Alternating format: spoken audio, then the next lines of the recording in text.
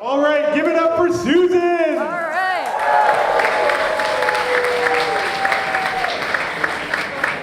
Nothing like live demo in 5 minutes. All right, so the backup plan, take a picture of this slide. This will give you the URL where I've written the step-by-step instructions on how to do everything I show you, including the stuff I do not have time to demo.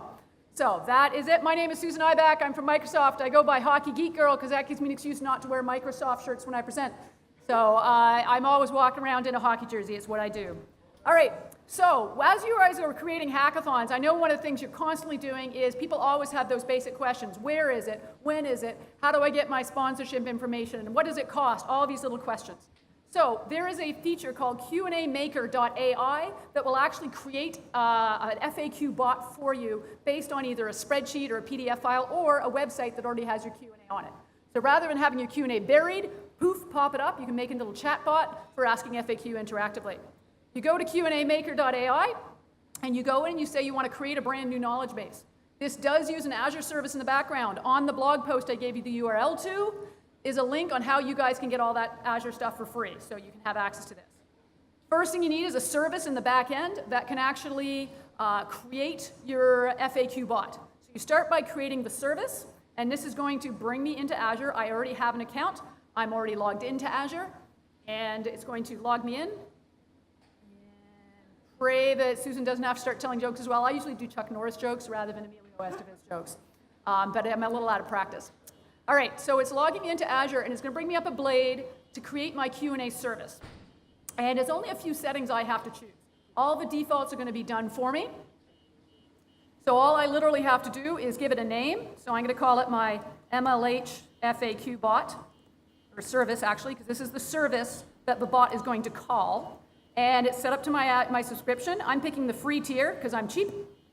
And it sets up a name automatically. Now, it's not going to let me choose the free tier on the lower level. Oh, it's not letting me. It's decided to be difficult. Apparently, I forgot one of the sacrifices to the demo gods. Every now and then it does this, and it doesn't give me the pricing tier. And that is going to give me problems. Pricing details. Let's try it this way. Service tier.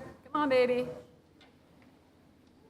All right, while that's going off, what'll happen is once you've got the Q&A done, what it's going to do is it's going to allow me to select that service here where it says step 2, and I would select the service I've just created inside Azure.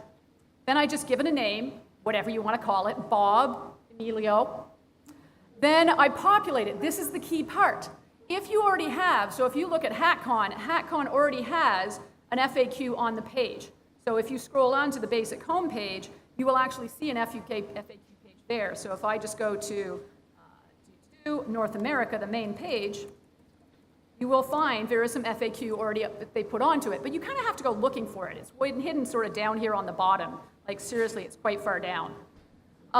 So you have, that was neat, I managed to hit on Unity. Hi, Unity. And so all you do is you take the URL that has that information and you paste that URL here. And if you have multiple pages of FAQ, you can click multiple links. Or if you have a file, like a doc file or an Excel spreadsheet where you're writing your FAQ out, you just put it there. Now what I'm going to do is I'm going to go to an existing knowledge base because I want to show you what it looks like after you hit create. Backups and backups and backups. And I'm going to go into this. And once you've hit create and you've entered the URL, it's going to bring you to a page kind of like this one. And you're going to see all the questions that were scraped from the website with the matching answers. And once you've hit the Save and Train button, it will then train a service that can do the Q&A, and you can even test it here by saying, what does it cost? And it actually does natural language user interface automatically inside the service. So it actually figures out what question they're asking. And I don't have to type it exactly the way it was in the FAQ.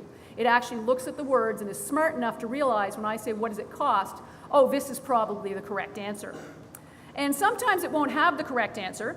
You can actually see the original way the question was worded was, how much does MLH Hackcon cost? But it was smart enough to figure out the intent of what I was doing. And if you find some that aren't working, I discovered where is Hackcon wasn't working.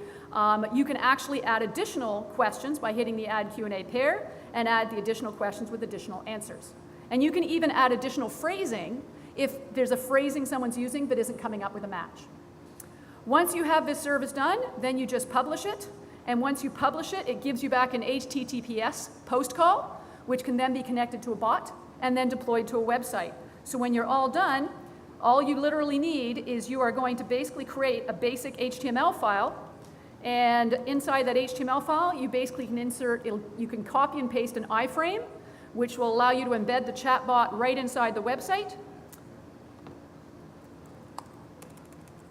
Or you can just literally do it with a hyperlink. Just set up a reference point, and it will open up a chatbot inside a separate page. So, all of that will work better for you than it did for me. Instructions are right here with all the steps from beginning to end. If I had 15 minutes, I could actually create the service, create the bot, and deploy the bot, but they only give me 5. That's amazing. Thank you, Susan.